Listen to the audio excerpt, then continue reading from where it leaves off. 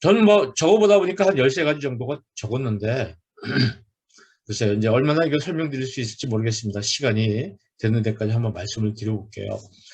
자, 첫 번째 우리가 생각하는 건 신앙의 공동체성을 회복해야 되는 것이. 교회의 목적과 본질, 복음에 좀 충실해야 되겠고, 교회가 하나의 공동체가 돼야 되는데, 지금 공동체성이 많이 깨졌어요. 그러니까 개교의 공동체성이 잘 안 되고 있고, 노회의 공동체성이 안 되고 있고, 총회의 공동체성, 그리고 그걸 넘어서 여러 교단 연합의 공동체성, 이런 공동체성이 잘 유지가 되고 있지 않은데, 하여튼 교회의 목적과 본질을 찾아야 되겠죠. 자, 두 번째는 규모 성장의 이 병을 빨리 벗어나야 된다는 겁니다. 규모 성장. 규모를 키워야 되겠다는 이런 오직 일념. 이 교인 수를 늘리고 큰 예배당 짓고 큰 규모의 신앙 공동체를 이루겠다는 이런 성장병이 주로 목회자들한테 많이 있고요. 또 교인들이 이걸 너무 당연하게 생각한 나머지 목사님들이 목회자들을 막 압박을 하죠. 왜 목사님은 교인을 성장하지 못했냐. 심지어 어느 교회는 목사님 부임하셔가지고 지금 몇 년 동안에 교인 수 성장률이 몇 %다. 그래서 목사님한테 추궁을 하는 이런 교회 장로나 이런 사람들도 있어요. 정말 규모의 성장이라는 것이 너무 지상 과제가 되어버린 거예요. 정말 이것이 그렇게 중요한 것인가? 또 어느 목사님은 교인들은 그렇게 좀 안 했으면 좋겠는데 본인의 꿈이 뭐 이거다 하면서 그 주님의 꿈인지 본인의 꿈인지 이런 것에 대해서 우리가 한번 재검토할 때가 됐다 생각해요. 왜냐하면은 이제 앞으로 이런 것이 통하지 않을 것이라는 게 대부분 목회 경험이 많은 분들이 진단하는 내용이죠. 그래서 마치 무슨 벤처기업을 연상하는 거예요. 목이 좋은 데다가 교회를 상가를 얻어서 어떻게 해서는 개척이 되고 이런 개척을 총회 같은 데서도 교육을 시키고 있죠. 그러니까 이제 개척교회하고 벤처기업하고 비슷한 거예요. 뭐 큰 차이가 없는 거죠. 메시지는 내용만 다른 것이죠. 그리고 건물과 교인 수를 너무 지향을 하는 거예요. 교인들의 삶보다. 교인들이 어떻게 하나님 말씀대로 살 것이냐는 그런 것은 없고 교인이 몇 명 모이냐. 근데 교회 학교도 막 이 목사님들이나 장로님들이 전도사들 보고 오늘 몇 명 참석했냐. 요새 왜 그 유년부는 왜 이렇게 학생 수가 줄어드는 거야. 그리고 추궁을 하고 숫자에 물론 이걸 우리가 외면할 수는 없죠. 중요하죠 숫자는. 그렇지만 너무 이것에 집념을 한 나머지 복음적인 삶에 어떻게 살아가고 있느냐는 부분에 대해서는 우리가 소홀하다는 거죠. 관심이 없다는 거죠. 그래서 제가 아까 삶이라는 글자를 이렇게 쪼개서 한번 여러분께 보여드린 거예요. 이 삶이라는 부분이 좀 드러나야 되는데 우리들은 삶은 그렇게 중요하게 생각하지 않습니다. 제 나름대로 연구소에서 이제 여러 가지 자료들을 보고 우리나라 교회들을 파악을 해보면 교인들이 어떻게 살아가야 될 것인가에 대한 이야기가 너무 작은 거예요. 그보다는 교회에 어떻게 충성할 것인가. 물론 급하니까 그렇게 했지만 이런 부분에만 치우쳐 있지 사회에서 어떻게 살아갈 것인가에 대해서는 상당히 적은 거예요. 그래서 우리가 자꾸 성장 위분, 교인의 성숙이라든지 이런 것보다도 교회 규모 성장에 너무 많이 관심을 갖는 것이죠. 그래서 성공한 서울에 뭐 몇몇 대교회들 또 지방의 대교회들이 있습니다. 엄청나게 건물을 크게 지어놓고 그거 어떻게 앞으로 채울 건가요? 인구는 계속 줄어드는데. 거대한 예배당과 부동산을 소유하고 그러고 나서 또 그걸 또 사유화하는 문제가 좀 생겨서 제가 소속된 교단에서는 굉장히 많은 아픔이 지금 있습니다만은 이런 것들이 결국 규모를 키운다는 것은 사유하기 위한 거 아니냐는 부분을 다 생각할 수 있는 어떤 신도들이 이제 되어갔다. 신도들의 수준이 그렇게 높아졌다는 것을 생각해야 될 것입니다. 교인들은요. 중요한 게 삶의 질이에요. 어떻게 내가 예수님을 믿고 행복하게 살 수 있느냐. 그제 예배당을 크게 키우고 교인 수를 키우는 거는 교인들에게는 그렇게 중요한 문제는 아닐 거라고 생각해 봅니다. 교인의 입장에서. 이런 부분에서 우리가 좀 생각을 다시 한번 해봐야 되겠다. 고민해 봐야 겠다는 문제 지적을 이렇게 하는 거죠. 이렇게 따가운 소리를 좀 들어보셔야 되는데, 뭐, 지금 잘하고 계십니다. 막 이렇게만 얘기하면 여러분 오늘 이렇게 모이신 의미가 없겠다 생각이 들어요. 김포에 이제 제가 아는 어느 목사님이 공간을 만들어요. 예배당 공간을 새로 이렇게 만들어가지고 2층을 만들어서 거기에 매 극장같이 시간마다 교회들, 개척 교회들이 들어와서 그 시간마다 자기 교회를 이렇게 말을 운영하는 거죠. 예배를 드리고 이렇게 하도록 공간을 1시간씩 또는 2시간씩 이렇게 빌려 쓰는 겁니다. 그러니까 상가교회에서 굉장히 고생했던 목사님들이 한 달에 10만 원인가? 그 정도의 이제 세를 내는 거죠. 근데 이거 좀 약간 뭐라 그럴까, 독지가들이 돈을 모아서 이걸 만들어 가지고 이분들한테 굉장히 최소한의 경비를 내면서 운영할 수 있도록 하는데, 뭐 8개, 9개까지 있는 이런 공간이 지금 큰 거가 김포에 하나 생겼고 수원에 또 하나 지금, 김포에 2개가 생겼고 수원에 또 하나가 생겼어요. 이런 것들이 참 좋은 거예요. 그래서 저는 어느 교단에서 이 문제 가지고 지금 뭐 총회 임원회 뭐 이렇게 나왔다고 그러는데, 도시교회들은요, 이 지금 상가 한 달에 막 200만 원씩 상가로 막 돈이 나가고 이거 어떻게 해? 이거 다 문 닫잖아요, 지금. 교회가 폐쇄되고 이런 상황에서 이렇게 하지 마시고. 기존교회가 오후에, 미국의 우리나라 교회들은, 한인교회들은 다 미국 교회 빌려 쓰잖아요, 오후에. 안 쓰니까. 그리고 교회가 좀 쓰지 않는 시간에 지역에 있는 그 개척교회들, 작은 교회들, 상가교회들 사용할 수 있도록 베풀어주고, 그래야 되는 거 아니에요? 저는 그렇게 생각을 하는데, 이게 현실화되기가 어렵다. 이것이 사실은 우리들의 문제점이죠. 우리가 이런 걸 할 수 있어야 되지 않을까, 이런 생각을 해봅니다. 자, 그 다음에 이제 교회가 그리스도인을 어떤 사람을 양성할 것인가에 대한 방향이 좀 뚜렷했으면 좋겠다는 이야기 있습니다. 우리가 교인들에게 교회 나오라고 할 때 어떻게 소구를 합니까? 말하자면 어떻게 설득을 합니까? 어떤 점을 가지고. 우리는 보상에 대한 관심이 굉장히 많아요. 제가 이제 감사 운동을 하는데, 감사를 왜 해야 됩니까? 그러면 감사해야지 복을 받습니다. 그러니까 뭘 해야 복을 받습니다. 복을 받기 위해서 뭘 하는 거예요, 전부. 부와 건강과 권력과 명예와 또 심지어는 우리들의 영생. 그걸 위해서 우리가 이제 전도를, 그걸 내세워서 전도를 하는 거죠. 물론 굉장히 중요한 부분입니다.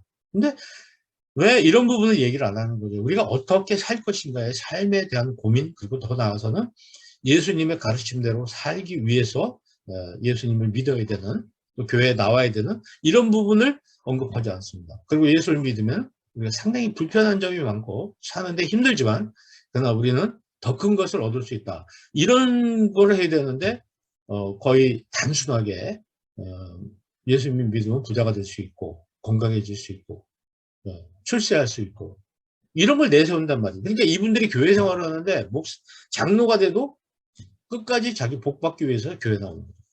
어제도 제가 거기 그 교회 찬양대원들한테 얘기를 해줬어요. 찬양대원들한테 여러분은 왜 찬양을 하십니까? 제가 이제 찬양대를 50년 넘게 지금 지휘를 해오고 있습니다. 본교에서도 지휘를 하다가 이제 다른 친구들한테 넘겨주고 젊은 분들에게 다른 곳에서 지휘를 하고 있는데, 찬양을 해야지 하나님이 복을 주십니다. 이런 대답들을 하더라고요. 그게 아니라 여러분이 이미 복을 받았기 때문에 그게 감사해서 하나님께 드리는 게 찬양입니다. 이렇게 잡아줬어요. 이제 이런 부분이 모든 부분이 그렇죠. 하나님께 은혜를 받았기 때문에 우리가 뭘 하나님께 드릴까? 어떻게 표현할까? 이런 쪽으로 가야 되는데, 이게 내가 이런 행동을 하면 하나님이 나한테 은혜를 주시겠지. 이거하고 기존의 우리나라의 전통적인 종교하고 뭐가 다릅니까? 기독교. 다를 게 하나도 없습니다. 이게 가장 치명적인 우리들의 지금 전도 방식이라든지 신앙생활 가르치는 방식이라고 볼 수가 있어요. 우리들이 좀 온전한 그리스도인으로 키워야 되겠죠. 온전한 기독교인. 예수님 가르침대로 사는 사람. 그게 온전한 그리스도인이죠. 그래서 이런 말씀을 드리고 싶습니다. 신자는 성경을 읽죠. 근데 비신자들은 그 신자들의 삶을 읽는 거예요. 전 여러분들이 오늘 목사님들께 삶이라는 아까 그 단어를 좀 기억해 주셨으면 하는 마음이 있어요. 그리스도인들의 삶에 대해서 좀 관심을 가져주시면 좋겠어요. 물론 어려운 점이 많죠. 안 해왔으니까. 근데 우리가 빨리 이걸 전환하지 않으면요, 계속 이렇게 모여서 우리끼리 예배드리고 우리들이 그룹을 잡고 집단을 만드는 걸로 규모를 키워나가는 걸로 이게 하나님이 우리들에게 주신 거라고 생각하면 안 되겠다. 그런 부분도 필요합니다. 그런 부분도 필요한데 그와 함께 우리에게 어떻게 삶의 변화가 올 것인가, 어떻게 살아갈 것인가, 오늘 예배를 통해서, 오늘 설교를 통해서 어떻게 삶이 바뀔 것인가, 구체적인 삶의 이야기를 좀 나눠보자는 거예요. 저는 얼마 전에 우리나라에 큰 범죄를 저질렀던 금융사고 친 사람이 검찰 수사 과정에서 문제가 됐는데 굉장히 많은 그 횡령 돈을 교회에 감사 헌금을 했더라고요. 그래서 그 감사 헌금한 걸 교회에서 이제 검찰이 다시 회수하는 작업이 있었다고 얘기를 들었습니다. 또 하나는 그 횡령한 사람의 집에서 압수수색을 했는데 뭐가 나왔냐면 노트가 여러 건이 나왔어요. 그게 뭔지 아세요? 여러분, 성경 필사였다는 거예요. 여러 권의 성경을 필사했던 건이 여러 개가 있다는 거예요. 이 엄청난 횡령 사고를 일으킨 사람이 어떻게 성경 필사를 하면서 그렇게 할 수가 있었을까? 이런 생각을 한다면 목적과 수단이 바뀐 거예요. 목적과 결과가. 수단과 결과가 바뀌었다고 볼까요? 주객이 전도된 것입니다. 그래서 우리 삶에 대해서 우리가 기독교가 너무 신경을 쓰지 않았다는 것이 나타나고 있는 것이 요즘 자꾸 드러나고 있습니다. 심지어는 그런 걸 계속 가르치다 보니까 목사님들조차도 삶에 대해서 사회적으로 본이 되지 못하는 사고가 계속 일어나고 있어요. 지금 성과 관련된 사고 1위가 목사님이라는 글을 제가 어디서 읽은 적이 있는데 어떤 통계인지 모르겠지만은 어쨌든 인식은 그렇게 돼가고 있는 거니까. 목사님들이 교회에서 여성들에 대해서 벌이고 있는 이런 그 일부 정말 문제가 있는 목사님들 때문에 정말 평생을 삶을 하나님께 드리고 헌신하는 목사님들이 정말 피눈물이 날 수밖에 없는 그런 상황이 되어버렸어요. 왜 이런 사람들을 교단에서는 처벌하지 않고 감쌉니까? 전 정말 우리 교단에 합동교단에도 제가 개인적으로 이런 점에 대해서는 참 불만이 많아요. 그렇게 놔둠으로써 다른 교단까지 이렇게 파급이 되는 거예요. 합동만 그런 게 아닙니다. 여러 교단이 다르대요. 그런 소수의 잘못된 사람에 대해서 단죄를 하고 목사 옷 벗기고 다시는 할 수 없게 이렇게 만들어야 되는데 그냥 놔두는 거야, 감싸고. 그럼 전체 목회자들이 뭐라 그럴까요? 평가가 떨어지니까 너무 안타까운 부분이 나타나는 것이죠. 자, 그래서 이제 온전한 그리스도인이 어떤 사람이냐. 이제 한번 여러분들 아시겠지만 구분을 한번 해서 제 얘기를 들어보시죠. 이 그리스도인은 두 종류 아닙니까? 여러분 같이 프로페셔널 크리스찬이 있어요. 평생 전업으로 해서 크리스찬으로서 살아가면서 사역을 하시는 분들이 1번에 해당됩니다. 직장인은 뭔가요? 교인들은 되게 크리스찬 프로페셔널이에요. 자기 직업을 가지고 있고 전업주부도 마찬가지입니다만 삶 속에서 살아가는 사람들이에요. 근데 1번이냐 2번이냐. 근데 2번이 굉장히 중요한 거예요. 2번은 언제 어디서나 누구나 만날 수 있어요. 온 세상을 돌아다니면서 다양한 사람을 만나면 경계인입니다. 다양한 사람을 만날 수 있는. 1번은요. 주로 교회에서만 살아야 되는 거예요. 근데 제가 안타까운 게 뭐냐면 왜 모든 교인을 2번에 해당되는 분들을 자꾸 1번으로 끌어들이는 거예요. 1번 하시는, 1번의 사역을 돕는 사람으로 전락시키는, 전락이라는 말은 잘못된 거지만 1번을 사역하는 사람으로만 만들고 2번이 자기가 해야 될 일을 하지 못하게 하는 거예요. 네. 이런 것에 대해서 우리가 한번 고민해 봐야 되지 않을까요? 교인들이 주곡교인입니다. 주곡. 국은 계속 파내 안 늘었는데 국맛은 모르는 거죠. 교회 일은 열심히 합니다. 그렇지만 크리스찬으로서의 삶이 없는 거예요. 자기 개인의 삶이. 이게 큰 문제예요. 그러니까 우리가 개인적인 삶을 그리스도인답게 살지 못한다는 것과 함께 지적해야 될 것은 그리스도인으로 살아갈 만한 여유가 없다는 거예요. 시간적인 여유라든지 이런 게 너무 없다. 그래서 주일날 교회 생활, 그다음 평일에 가정과 직장과 사회생활을 해야 되잖아요. 훌륭한 시민으로 살아가야 되잖아요. 훌륭한 가장으로 살아야 되겠고. 그리고 우리가 살고 있는 정치, 경제, 사회, 문화, 환경 이런 분야에서 그리스도인으로서 해야 될 일을 해나가야 되잖아요. 근데 이분들을 다 충성스러운 교회 일꾼으로 빨아들이니까 이분들이 가정과 직장, 사회에서 안 하는 거예요. 못 하는 거예요. 신앙생활을 삶의 전반으로 넓히지 못하는 거예요. 그 영역을. 교회 생활, 교회에서 집사로서, 권사로서 교회 봉사하는 것으로 난 신앙생활 다 했다고 착각을 하는 거예요. 왜 여러분들이 교회로 자꾸 불러들여서 그 훈련을 시키고 하는 이유는 주유소에서 기르는 거나 마찬가지 아니겠습니까? 그럼 도로로 나가서 달려야 되잖아요. 주행을 해야 되는데 계속 주유소에 기름만 넣고 있는 그런 모습이 아닌지 한번 우리가 되돌아보자, 살펴보자 이런 말씀이에요. 제가 이제 국민일보에다 썼던 2년간 연재했던 것 중에 이제 신앙생활의 영역을 넓히는 게 바로 교회개혁이다. 이게 교회개혁, 그 종교개혁에 대해 제가 냈던 글인데요. 이 신앙생활의 영역을 좀 가정과 직장과 사회로 이렇게 넓혀야 된다는 거죠. 이게 가정과 직장, 사회라는 게 사실은 속이고 교회 이게 겉이에요. 겉으로 드러나는 거예요. 모임교회. 매일 그 공부만 하는 거죠. 흩어진 교회에서 삶 속에서 가정과 직장과 사회에서 그리스도인으로 살아가는 방법을 가르쳐 줘야지 살아갈 수 있고 그것이 전도가 될 수가 있는데 이분들을 다 교회로 끌어들이니까 이분들이 사회에 나가서 자기가 해야 될 일을 잘 알지 못하고 또 그것을 가치가 없다고 생각할 수도 있는 것이죠. 그래서 목사님들이 너무 구심력 목회를 너무 하지 마시고 구심력과 혼심력을 같이 잘해서 끌어들이고 안으로 교회 안으로 막 끌고 오는 것도 좋지만 훈련시켜서 이제 바깥으로 내보내는 그죠 원심력의 역할도 해주셔야 되는데 우리 교회가 원심력이 약하다고 원심력. 흩어진 교회가 너무 지금 취약한 부분이 되고 있고 이것이 오늘 우리 교회의 위기를 가져왔다고 저는 봅니다.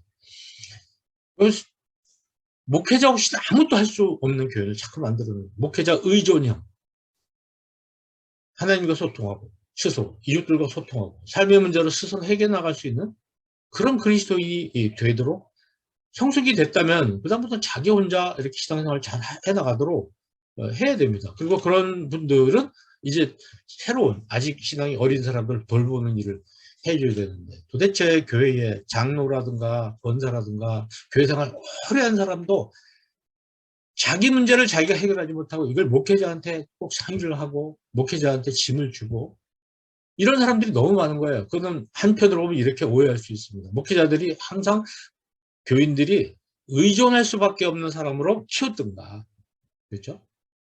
교인들 스스로가 문제가 있다든가 둘 중에 하나가 아닌가 이런 생각해요. 그래서 뭐 좀 교회 중직자들만이라도 목회자의 그 수고를 좀 덜어드리는 일을 해야 되는 거죠. 교회 중직자가 뭐 아이가 결혼하는데 담임 목사님 큰 교회인데 담임 목사님 와서 설교를 뭐 주례를 해줘야 되겠다든지 그런 분은 좀 새로 나온 교인들 새신자 이런 데 목사님 신경 쓰게 놔둬야 되는데 그걸 끌어들이고 이런 것도 자기 스스로 해결하지 못하는 계속 미성숙자로 우리가 만들고 있지 않은가 이런 생각을 해볼 수밖에 없습니다. 자, 어쨌든 자기 자립을 시키는 게 굉장히 중요하죠. 오늘 제가 이제 우리 목사님들께 좀 쓴소리를 많이 이렇게 해드리는데 또 이런 데 와서 이렇게 쓴소리 듣지 않으면 누가 여러분한테 이런 얘기를 해주겠어요. 저도 제 개인적으로 어느 목사님한테 이런 얘기를 하면 굉장히 싫어해요.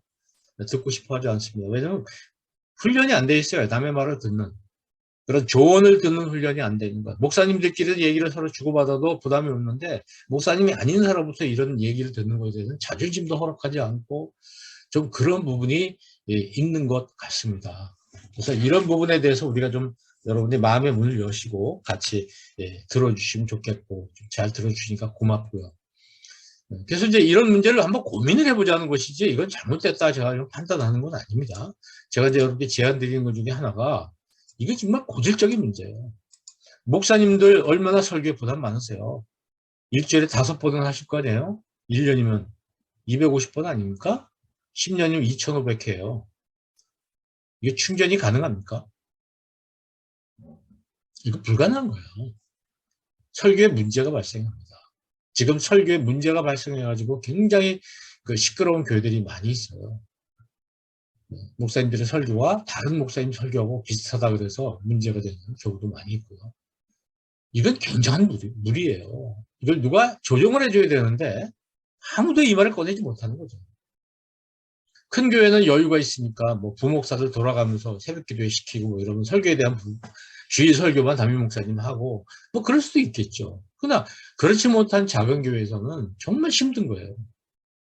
그럼 열성적인 신자의 입장에서는 일주일에 6번은 참석을 해야 되겠죠? 새벽기도회까지. 그러면 수면 부족입니다. 건강에 이상이 와요. 시간이 부족해요. 그러면 가정생활과 직장생활, 사회생활에 문제가 발생할 수밖에 없어요. 이건 좀 우리가 어떻게 해결해 나가야 되지 않습니까? 네, 이건 뭐 목사님들이 나서서 하실 일은 아닌 것 같아요. 목사님들도 그렇고 우리 저희 교회 리더십들이, 장로들이라든지 이런 분이 같이 이야기를 나눠가면서 수정해 나가야 돼요. 예배가 너무 많은 거 아니냐 이렇게 얘기를 할 수밖에 없어요. 쉬운 말로는. 예배가 너무 많지 않나. 그러니까 목사님들이 굉장히 부담이 되는 거예요. 또 같은 얘기를 해야 되고 감동이 되질 않는 거죠. 늘 같은 얘기. 저거들로 내가 여기 나와야 되나? 이런 생각이 들 거고. 그럼 점점 신뢰도가 떨어지고, 목사님 설교에 대한 신뢰도가 떨어지니까 문제가 생기죠? 네. 신자들도 마찬가지예요. 너무 교회 가서 너무 예배가 많으니까 교회 가서 살아야 되는 거죠. 그럼 자기 생업을 포기해야 되는 거 아닙니까? 이제 이렇게 극단적인 말까지 할 수가 있어요. 그래서 저는 뭘 대안을 여러 개 말씀드리고 이렇게 하고 싶지는 않은데, 새벽 기도회를 지금 저녁 기도회로 돌리는 곳도 많아요.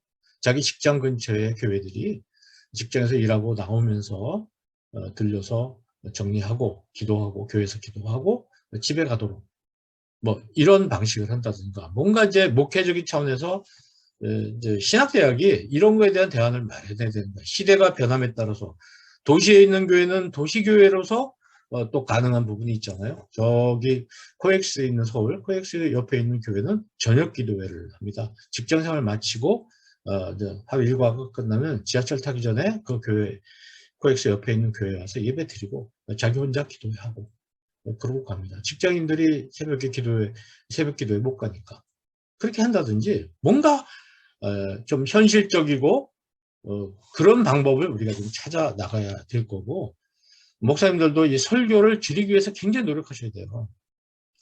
어떻게든지 이 설교를 줄이셔야 돼요. 그래 이제 그 설교가 살고 감동을 주고 많은 사람을 변화시켜 줄 수가 있어요. 여러 번 한다고 해서 설교가 되는 건 아니죠. 은혜가 되는 건 아니다. 사람을 변화시켜 줄 수 있는 건 아니다. 이렇게 생각을 해봅니다. 이 부분은 굉장히 조심스러운 부분이어서 아무도 얘기 꺼내지 못해요. 근데 제가 아는 몇몇 그 목사님들은 새벽 기도회 안 합니다. 왜냐면은 현대인의 삶에, 도시에 있는 현대인의 삶에 적합하지 않다고 보는 거예요. 그래서 다른 방법을 찾습니다. 그래서 뭐 요즘 영상으로 이렇게 하기도 하고요. 어쨌든 지금은 어떤지 모르겠어요. 세문안 교회가 이제 그 건물을 다시 예배당 건물을 지으면서 짓는 동안에 아침에 새벽 기도를 7시에 이렇게 드리더라고요. 근데 7시에 드리는데 새벽에 교회에서 밥을 해요. 그럼 온 식구들이 아침에 나와서 기도하고 밥 빨리 먹고 한 8시쯤에 시내에 있는 자기 직장으로 가는 거예요. 그러니까 수면 부족이라든지 이런 부분이 훨씬 더 약해지거든요. 그러니까 이런 식으로 뭔가 대안을 찾아야 되겠고, 그래서 뭔가 대책을 세워주는 이런 것들을 우리가 좀 찾아나가고 고민을 해야 됩니다. 종신대학이 이런 거에 대해서 목회학 교수들이 연구해서 대안을 제시를 해줘야 되겠죠. 네. 그래서 이제 저는 특히 성경 공부라든지 회의라든지 신방은 전부 앞으로 온라인으로 하라는 거죠. 회의 같은 게 얼마나 힘들어요. 모든 사람이 모여서 뭐 한마디씩 하지도 못하고. 이렇게 줌이라든지 이런 걸 가지고 하면요. 채팅방을 통해서 의견도 많이 나올 수 있고, 나눌 수 있고, 찬반도 빨리빨리 결정할 수 있고, 투표도 할 수 있고, 굉장히 쉽습니다. 자료도 공유해 볼 수가 있고. 성경 공부는 더 좋죠. 지금같이 제가 이렇게 자료를 여러 개 다 보여주면서 할 수 있죠. 교회에서 성경 공부하면 앞이 보이지도 않고 스크린이. 또 스크린 사용하지 않는 분도 있고, 그렇습니다. 그래서 이런 것들은 우리가 과감히 앞으로 좀 우리가 좀 고쳐나갈 부분이 아닌가, 이런 생각을 해봅니다. 자, 5번째, 이제 여유를 살리자. 이렇게 이제 말씀을 드리고 싶어요. 어떻게 여유를 살릴 것이냐. 교인들이. 방금 말씀드린 거예요. 우리 목사님들의 어떤 삶의 여유가 있어야 좀 정리되고 사색된 결과를 가지고 교인들에게 말씀을 전할 수 있는데, 목사님들이 여유가 없는 거예요. 여유가 없으면 어떻게 됩니까? 가정생활도 문제가 되는 거죠. 가족들과 참 목사님들의 삶이 고달프다는 걸 제가 많이 옆에서 보는데, 보세요.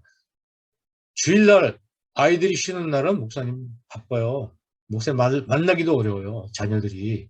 토요일은 설교 준비하느라고 스트레스 빠져 있으니까 아이들은 또 아빠하고 같이 뭐 얘기할 시간도 없어요. 그리고 월요일날 쉬시잖아요. 월요일날 애 학교 가잖아요. 이게 이번 주만 그런 게 아니고 평생 그렇게 되는 거예요. 이게 정말 중대한 문제 아닙니까? 목사님 가정에. 사모님도 마찬가지예요. 엄청난 무리가 있는 거죠. 좀 여유를 만드는 목회를 좀 하셔야 된다는 거예요. 그래서 저는 소신 있게 교인들하고 합의를 하셔서 좀 우리가 좀 여유를 갖고 살자. 숨을 좀 돌리자. 여러분 외국 교회도 그런가요? 외국에 그렇지 않잖아요. 많은 그 선진국의 교회들. 그래도 얼마나 많은 신앙적인 일을 많이 합니까? 제가 조금 이따 이제 보여드릴 텐데 자료를. 과연 이게 하나님 나라를 세우는 유일한 길이 이겁니까? 목회자가 자기 가정을 잘 돌보지 못하면서 스트레스에 빠져서 이렇게 사는 시간이 많아야 되고 이게 정상일까요? 그러니까 목사님들이 건강이 안 좋잖아요. 그럼 많은 교인들의 그 다양한 교인들의 어떤 한마디 한마디에 스트레스 받고 특히 사모님들 얼마나 힘들어요. 제가 목회자 사모님들한테 가서 강의를 많이 하는데 정말 힘들더라고요. 그분들 거기 오면 누가 누군지 모르니까 목사님에 대해서 약간 비판하면 그냥 아멘 소리가 짜랑짜랑 울려요. 그러니까 교회에서 말을 못하지만 자기 남편에 대해서 불만이 굉장히 많아요. 특히 아주 거룩한 분일수록 여성으로서 부인으로서 굉장한 불만이 쌓여 있을 수밖에 없다는 거. 이런 걸 생각한다면 우리가 목사님 가정이 좀 천국이 되죠. 천국이 되고 그래서 그것을 교인들에게 넘겨줘야 되는데 목사님 자신의 삶은 그렇지 못하면서 이렇게 된다면 문제가 되지 않겠습니까? 전 전체 이 자리에 계신 목사님들께 이걸 한번 좀 말씀드리고 싶은 거예요. 우리가 너무 과속이 일상화되어 있는 거죠. 너무 달려왔어요. 너무 달리고 있고 달리지 않은 것은 무능한 것이고 게으른 것이고 죄인이고 이렇게 보는 것이 우리 한국교회에 깔려 있다는 거죠. 그래서 무슨 성과를 지금 이루고 있는가요? 우리 교인들이 정말 하나님의 나라를 이루고 있고 교회가 지역사회로부터 신망을 받고 있는가요? 속도를 좀 줄이자는 거죠. 속도. 우리가 교회다운 교회가 되기 위해서 속도를 줄이면서 하나님을 우리들이 보고 사람들에게 하나님을 보여주는 것이 좋은데 우리끼리 너무 자기 삶을 포기하고 마치 불교에서 절이 산속으로 들어간 것처럼 우리가 예배당 안으로 다 들어가는 거죠. 이렇게 해서 이 세상에서 우리들이 해야 될 소금과 빛의 역할을 제대로 하지 못한다는 어려움이 있습니다. 계속 같은 이야기인데 그래서 생활의 중심축에 좀 균형을 이루자. 자 이제 여러분한테 이걸 좀 말씀을 드리고 싶은데 좀 쌍방 커뮤니케이션이 안 되니까 여러분 여기 제가 가나다 순으로 내 삶을 의미 있게 만든 게 다음 6가지 중에 어떤 것입니까? 이렇게 질문을 하고 싶어요. 그럼 여러분들 가족 건강, 물질적 풍요, 사회, 직업, 친구 이제 이 중에서 나의 경우에는 어떤 게 제일 중요한가 한번 생각해 보십시오. 하나만 골라보세요.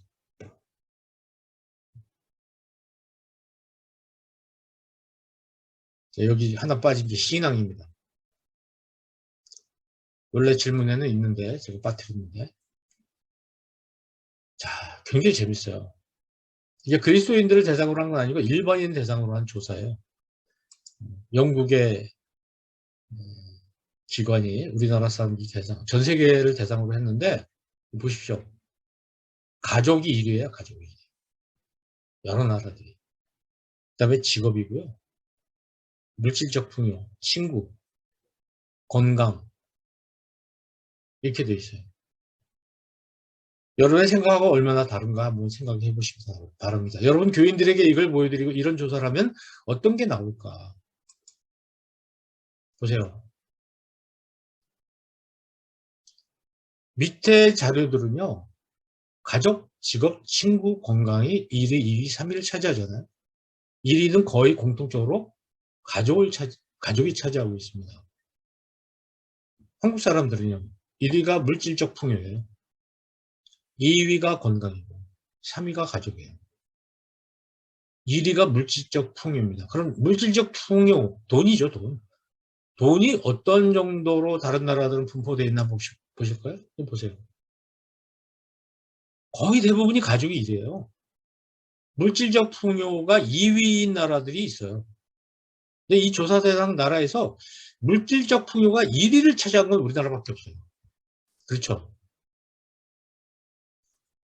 자, 이걸 본다면 이 조사 대상 중에서 뭐 우리가 한 20%가 기독교인이라고 그러는데 어떻게 이런 통계가 나오냐 이거죠. 이건 정말 교회들도 이런 물질적 풍요에 너무 많은 관심을 가지고 있는 거 아니냐. 신앙의 목적이 이런 데 있는 거 아니냐고 우리가 한번 생각은 해볼 수가 있는 것이죠. 퓨 리서치 센터인데 17나라 대상으로 했어요. 우리나라만 돈이요 대답한 거예요. 돈이라는 것이 1위를 차지한 게 우리나라밖에 없어요. 지금 이 17개 나라 중에서. 다른 나라 사람들은 두 가지를 복수응답하는데 한국은 62%가 돈이라고 딱 집어서 얘기했어요. 예를 들면 이제 돈하고 직업이 중요합니다. 돈하고 가족이 중요합니다. 이렇게 대답한 게 아니고 돈 이렇게 하나만으로 찍어서 대답을 한 거예요. 복수응답이었는데 정말 이걸 보면 우리가 너무 반성할 점이 많은 거예요. 교회가. 우리 교회가 사회에 사람들의 생각을 바꿔주지 못하고 있는 것이고 가치관을 바꿔주지 못하고 있는 것이고 우리 교인들이 생각이 일반인들하고 별 차이가 없다 이렇게 볼 수 있는 것이죠. 근데 보시는 대로 가족이 굉장히 중요하게 나왔잖아요. 우리나라 빼고 16개 나라는 거의 가족이 이란 말이죠. 가족이 1위, 2위. 근데 가족을 첫 번째로 꼽은 것이 우리나라는 없어요. 첫 번째로 꼽지 않은 나라 3나라 중에 하나예요. 스페인은 건강, 대만은 사회 이렇게 했어요. 우리나라만 돈. 대체적으로 사람들이 중요하게 여기는 건 가족이 1위고요. 2위가 직업, 그리고 친구 관계. 뭐 이렇게 지금 순서가 넘어가는 것이죠. 그래서 참 우리나라는 친구와 직업 관계라고 이렇게 찍은 사람들이 없는 거예요. 중요하게 여기지 않고 순위에 안 들어갔어요. 그러니까 친구와 직업 관계, 가족 이런 것이 별로 중요하지 않은 그런 생각을 가지고 있다는 거죠.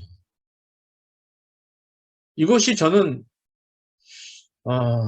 어떻게 봐야 될까요?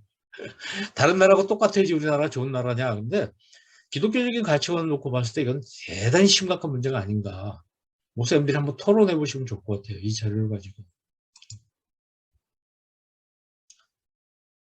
근데 신앙이 중요하다고 한 나라가 미국이에요. 미국은 15%가 신앙을 잘했어요. 신앙이 5개 안에 들어가는 5위 안에 들어가는 나라는 미국밖에 없어요. 우리는 미국이 기독교가 상당히 문제가 많다고 얘기를 많이 합니다. 그런데 가치관 5위 안에 기독교 신앙이 굉장히 중요하다고 하는 게 5위 안에 들어간 나라는 미국밖에 없어요. 전 세계에서. 자, 이걸 어떻게 봐야 되는 것이냐는 거죠. 우리나라는 1%예요. 여러분. 기독교인이 20%니 뭐 15%니 뭐 얘기를 하는데 신앙이 중요하다는 답한 비율이 1%라는 건 진짜 우리보다 신앙을 꼽은 비율이 한국보다 낮은 나라 일본밖에 없대요. 이거 바닥이야, 바닥. 나머지 나라는 5, 6, 7, 8위에라도 들어가 있다는 거죠. 어떻습니까? 이걸 보시면서 목사님들 우리가 지금 여러분의 목회가 보람이 있어야 될 거 아니에요. 우리들이 하는 일이 하나님의 나라를 이루는 것이고 하나님의 나라의 사람들은 생각이 다르잖아요. 중요한 것과 중요하지 않은 것을 구분할 줄 아는 것이고 무엇이 중요한가를 알아야 되는데 지금 나타난 이 현상은 중요한 걸 놓치고 있는 것이죠. 한국 사회가. 우리 모두의 가치관, 우리 자식들이. 네. 이런 점에서 우리가 정말 고민하고 다시 뭔가 시작하지 않으면 안 되겠다. 이런 생각을 안 할 수가 없습니다. 저는요, 지금 교회 생활 중심, 교회 중심의 삶, 이 말에 약간 어폐가 있다고 저는 생각을 합니다. 교회 생활 따로 있고요. 가정 생활 따로 있고 직장 생활 다 따로따로예요. 이것이 통합이 되지는 않는 거죠. 이게 교회에서 이렇게 행동을 하는데 가정과 직장에서는 또 다르게 사는 거죠. 가정에서는 다르고 또 직장은 뭐 너무나 멀어요. 주된 도시 사람들의 주된 그 생활 반경이라는 게 교회하고 가정과 직장이에요. 근데 교회 생활이라는 것이 너무 큰 비중을 차지하고 있는 거죠. 오해 없이 들으시기 바랍니다. 저는요, 가정 생활이 중심이 돼야 된다고 생각해요. 가정을 중심으로 해서 교회와 직장을 왔다 갔다 하는 것이죠. 가정을 중심으로 해서 왔다 갔다 하는 것인데, 어떻게 교회가 교회 따로, 가정 따로, 직장 따로냐. 이 따로라는 것도 문제지만 너무 교회 생활이 삶에서 많은 비중을 차지하고 있다는 것은 우리가 한번 생각해 봐야 될 점입니다. 목사님들은 제 얘기에 공감하시기가 쉽지 않을 거예요. 그렇지만 직장 생활을 하고 사회생활을 하는 사람 입장에서는 이 부분은 정말 우리가 잘 생각해 봐야 되는 거죠. 그러면 우리가 기독교 정신이 투철한 미국 같은 데서도 우리처럼 이렇게 교회에서 많은 시간을 보내고 있는가. 교회를 계속 나오도록 하고 오전에 예배 드리고 오후 예배 또 드리고 저녁 예배 또 드리고 이렇게 하는가에 대해서는 우리가 좀 검토를 해보자는 거예요. 다른 나라들 어떻게 하고 있는지 좀 보고 이렇게 횟수 채우기가 최선인가에 대해서 생각해 볼 필요가 있습니다. 제가 이거 이렇게 하자고 딱 여러분한테 단정적으로 말씀드린 거 아니고 오늘 우리가 이런 세미나를 통해서 이런 문제점에 대해서 생각해보고 그래서 여러분이 답을 또 찾아보고 그러기 위해서 충격을 주는 것일 뿐이에요. 제 주장이 틀릴 수도 있겠죠. 저는 이제 목회자나 중직자들의 가정에 얼마나 건강성이 있는지 배우자와 자녀들 아까도 말씀드린 것인데 제가 언젠가 글을 하나를 보고 굉장히 슬펐던 적이 있어요.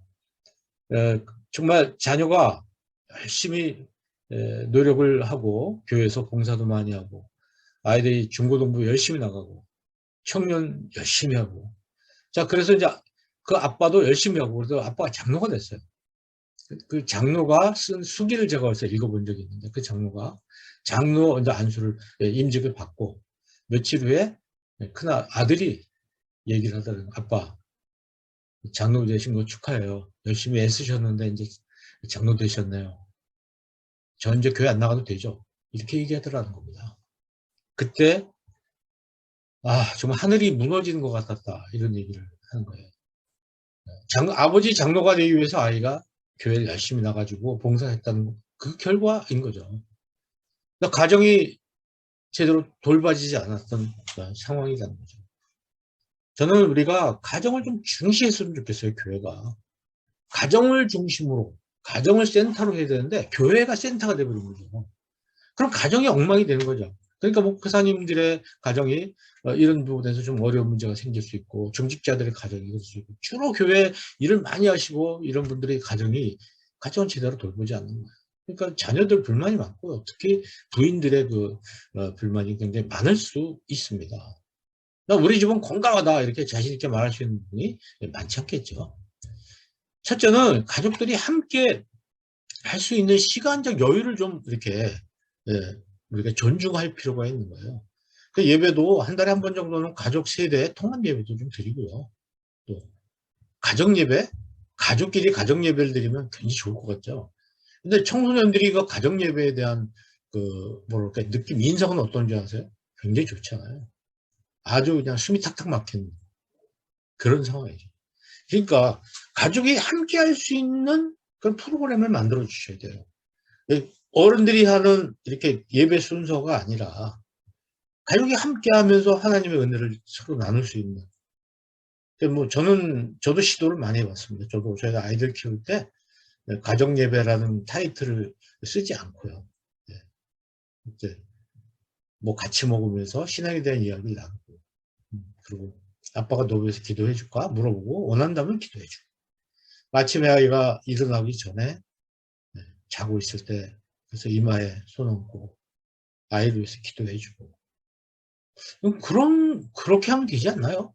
아주 어린아이 같은 경우는 종이 나눠주고 종이에다가 하나님 얼굴 그려봐라. 그럼 다양하게 그리겠죠.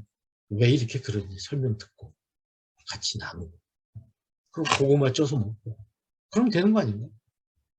그러니까 우리가 생각하는 의식, 우리가 익숙한 그 의식에 따라서 뭘 의식을 진행하면 예배라고 생각을 자꾸 하는 거죠. 그렇지 않고 가정에서는 아이들과 대화를 하면서 하나님과 아이들과 내가 같이 어울려 있는 것 자체가 그게 중요한 것인데 자꾸 어떤 의식에 저는 교회가 토요일날 같은 날은 좀 이 백종원식의 그 가족 요리 이런 거 있잖아요. 교회에서 요리 잘하시는 분, 교회에서 음식점 경영하시는 분, 한 분이 유튜브로 이렇게 해가지고, 밴드 같은 거에서 교인들한테 정말, 이렇게 음식 만드는 법을 이렇게 가르쳐 주고, 뭐 이렇게 해도 굉장히 좋겠다. 이런 생각을 해보게 됩니다.